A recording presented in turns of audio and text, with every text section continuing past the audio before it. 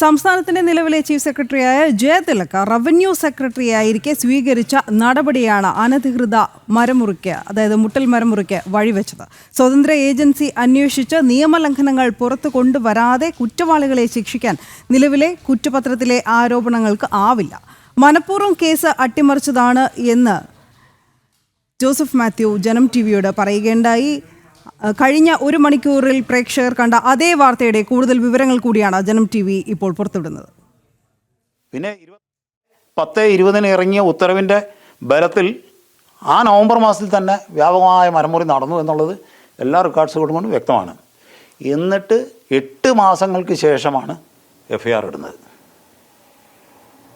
ആ FIRൽ പറഞ്ഞിരിക്കുന്ന മൊഴി ബന്ധപ്പെട്ട ഉദ്യോഗസ്ഥരുടെ അറിവോ സമ്മതമോ ഇല്ലാതെ എന്ന് പറയുന്നു. അതെങ്ങനെ അറിവോ സമ്മതം ഇല്ലാതെ? അവരുടെ ഉത്തരവ് ഇത് മുഴുവൻ രേഖ പരിശോധിച്ചാൽ അവർ അറിഞ്ഞുകൊണ്ടാണ്. അത് വായിക്കുമ്പോൾ തന്നെ അറിയാം ഈ ക്രിമിനൽ കേസ്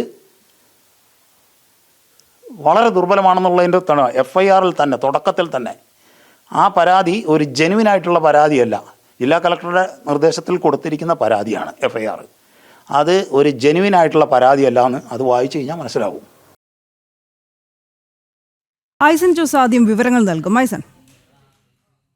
തീർച്ചയായും മനു, ഇപ്പോൾ അദ്ദേഹം പറഞ്ഞ മറ്റൊരു ഒരു വിശദീകരണം എന്ന് പറയുന്നത് നേരത്തെ നമുക്കറിയാവുന്നതാണ്. ഈ കേസിൽ ഒരു പരാതിയായി വരുന്നത് വില്ലേജ് ഓഫീസറുടെ ഭാഗത്തു നിന്നൊരു പരാതിയായി വരുന്നു, അല്ലെങ്കിൽ അത്തരത്തിലുള്ള ബന്ധപ്പെട്ട അധികാരികളുടെ ഭാഗത്തു നിന്ന് വരുന്ന പരാതിയിലാണ് ഈ പോലീസ് കേസ് രജിസ്റ്റർ ചെയ്യപ്പെടുന്നത് റവന്യൂ ഭൂമിയിലെ മരമുറിയുമായി ബന്ധപ്പെട്ട്. ഇത്തരത്തിൽ മരമുറിയുമായി ബന്ധപ്പെട്ട് ഈ കേസ് രജിസ്റ്റർ ചെയ്യപ്പെട്ട ഒരു സാഹചര്യത്തിൽ ആ കേസ് രജിസ്റ്റർ ചെയ്യുന്നതിനെ ഒരു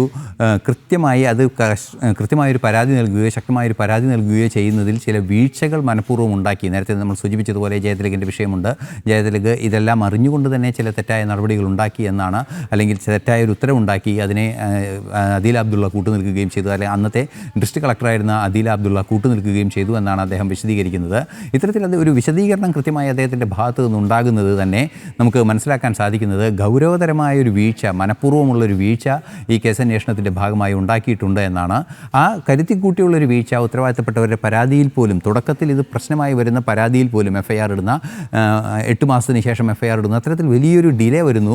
ആ ഡിലേ വരുന്നതിൽ പല തെളിവുകളും നശിപ്പിക്കപ്പെടുന്നു, അല്ലെങ്കിൽ അത്തരത്തിലുള്ള ചില വീഴ്ചകൾ വരുന്നു. ഈ ഉത്തരവിൽ തന്നെയുള്ള ചില തെറ്റായ വ്യാഖ്യാനങ്ങൾ വഴി താഴോട്ട് ഉദ്യോഗസ്ഥ തലത്തിലേക്ക് എത്തുമ്പോൾ അതിനെ മരം മുറിക്കാനുള്ളൊരു സാധ്യത അതിൽ തുറന്നു വിടുന്നു, അല്ലെങ്കിൽ മരം മുറിക്കരുത് എന്ന നിയമം നിലനിൽക്കെ മരം മുറിക്കാൻ സാധ്യതയുണ്ട് എന്ന രീതിയിൽ ഉത്തരവുകൾ വരുന്നു. ആ ഉത്തരവിൻ്റെ അടിസ്ഥാനത്തിൽ പ്രവർത്തിക്കാനുള്ളൊരു ഫ്രീഡം, അല്ലെങ്കിൽ ഒരു സമയം നൽകുന്നു. ഒരു കുറച്ച് സമയം ഇതിൽ കാര്യമായ ഇടപെടൽ നടത്താതിരിക്കുന്ന ആ വേളയിൽ തന്നെ വൻതോതിൽ മരങ്ങൾ മുറിച്ചു മാറ്റുകയും ചെയ്യുകയാണ്.